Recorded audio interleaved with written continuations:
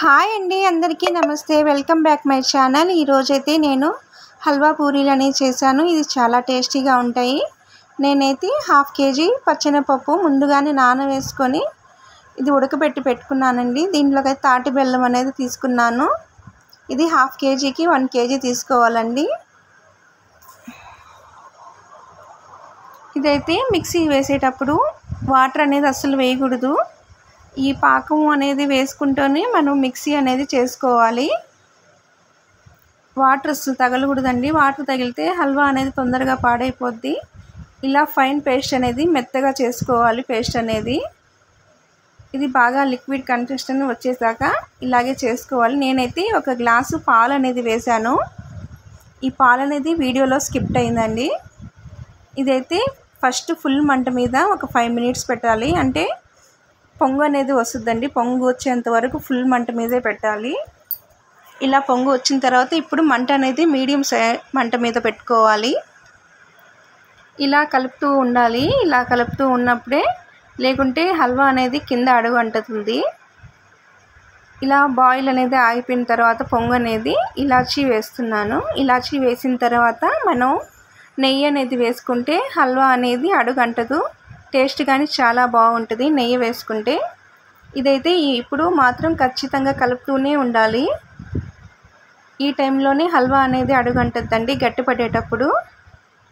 ఇదైతే ఇలా వేగుతూ ఉన్నప్పుడే కలర్ అనేది చేంజ్ అవుతుంది.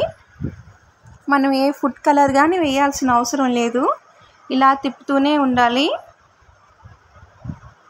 ఇది మీడియం మంట మీద అండి, ఫుల్ మంట మీద పెట్టకూడదు. ఎంత సిమ్లో మనం చేసుకుంటే హల్వా అనేది అంత కలర్ వస్తుంది, అంత టేస్ట్ కానీ బాగుంటుంది. ఇదైతే ఇలా నెయ్యి అనేది పైకి వస్తూ ఉంటే హల్వా అనేది రెడీ అయిపోయినట్టే ఆల్మోస్ట్. ఇది గట్టిగా చేసుకోకూడదు, అంటే చల్లారిన తర్వాత మళ్ళీ గట్టిగా అయిపోతుంది. ఇప్పుడైతే పిండి అనేది తడుపుకుందాము. నేనైతే 1/2 kgకి 1 kg తీసుకున్నాను గోధుమ పిండి అనేది. ఈ పిండి కానీ మనం మెత్తగా తడపకూడదండి, కొంచెం గట్టిగానే ఉండాలి. మెత్తగా చేస్తే మరీ సాగినట్టు ఉంటాయి. ఇలా పూరీలు చేసుకున్నప్పుడు ఈ హల్వా పెట్టేటప్పుడు ఇది సీల్ చేసేటప్పుడు చాలా జాగ్రత్తగా కేర్ఫుల్గా చేయాలి.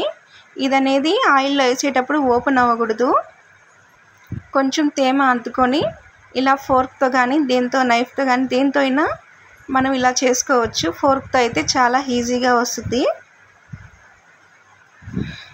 ఇప్పుడైతే ఆయిల్ అని కానీ ఎక్కువ హీట్ ఉండకూడదండి. ఆయిల్ అనేది కొంచెం కాగిన తర్వాత మంట అనేది తగ్గించుకొని పూరీలు అనేది వేసుకోవాలి. నేనైతే ఫ్రీడమ్ ఆయిలే ఎక్కువగా తీసుకుంటాను, ఎందుకంటే డీప్ ఫ్రై చేసేటప్పుడు ఆయిల్ అనేది ఎక్కువగా పీల్చదు. ఇవైతే ఒకేసారి అన్నీ ఒకదాని మీద ఒకటి వేసుకోకూడదండి, అన్నీ సదరంగా పేర్చుకోవాలి. కొంచెం చల్లారాకే మనం దేంట్లోకైనా వేసుకోవాలి. మన వీడియో కానీ మీకు నచ్చితే లైక్ చేయండి, షేర్ చేయండి. ప్లీజ్ సబ్స్క్రైబర్ అనేది చేసుకోండి. మీ సపోర్ట్ అనేది మాకు చాలా అవసరం. బాయ్ అండి.